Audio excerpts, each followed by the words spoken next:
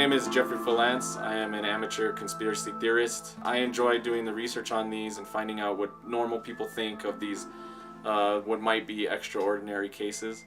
I actually visited the Denver airport myself and noticed how strange the murals were, and then later after I returned home, I did research and found that there was a lot more going on than you would think. Since then I have moved on to other conspiracy theories, things that are very inconsequential, like the fact that Trader Joe's makes their parking lot small on purpose to make it appear like they're more busy, or that Stevie Wonder might not actually be blind and then he's built his whole career on a lie. There's a lot going on with the Denver airport.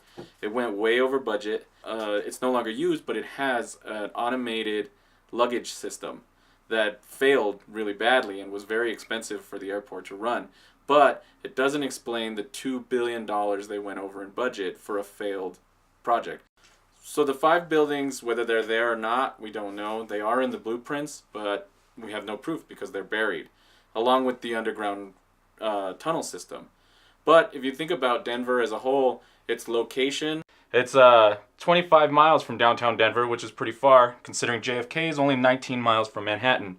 And the fact that the runways are so long, the shape of the runway is in the shape of a swastika. Very strange. I can only gather what that means. It actually has the longest commercial open runway in the country, and its distance from the actual city of Denver makes it very suspicious that maybe there is some secret base underneath, or they are using this facility for something other than an airport. And also the commercial development in the area has lagged behind, and some say that is an argument between the mayor and the original agreement for the land use. But if you're trying to establish a military base, why would you encourage people to build over it? So we don't really know if the buildings are there or what they're used for, but where'd all that money go? And what was all that time spent on? There's a lot that can be seen in the actual capstone for the airport where the New World Airport name is listed. It's actually called the Denver International Airport, but for whatever reason, the commemorative capstone has the name New World Order. It also has Masonic symbology. There's also a tile that has the AUAG in a mining cart, which some say just points to the gold rush that occurred in Denver, because AU and AG are the periodic table abbreviations for gold and silver. But others think that AUAG is much more sinister in that it talks about the Australian antigen, which is a virus that some believe that could be used in the concentration camps that the underground facility and tunnels might be used for. The New World Order talks about a whole totalitarian government that takes over the world. And if you look at some of the murals, there are very totalitarian and governments being overthrown by children, or mass death caused by government-looking officials, things like that. So there's a lot going on with these murals. They are strange, they are big, and they're beautiful. Like, they have a lot of colors, there's a lot going on, and there's just a lot to see. There's a lot of little things going on that as you look at the mural and you take it in, you notice more and more and more. There's a lot of post-apocalyptic ideas. We have the post-apocalyptic mural, where we see the children gathered around a German savior with an iron fist and a hammer. What does it mean? The dead Nazi below, the peace birds alive, weapons being cast aside and turned into a communistic sickle to save all of mankind. There's a lot of man-made death and destruction.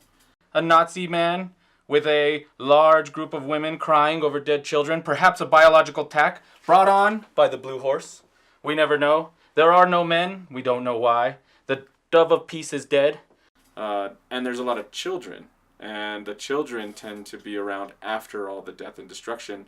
And they seem to be rejecting all the lifestyles that came before.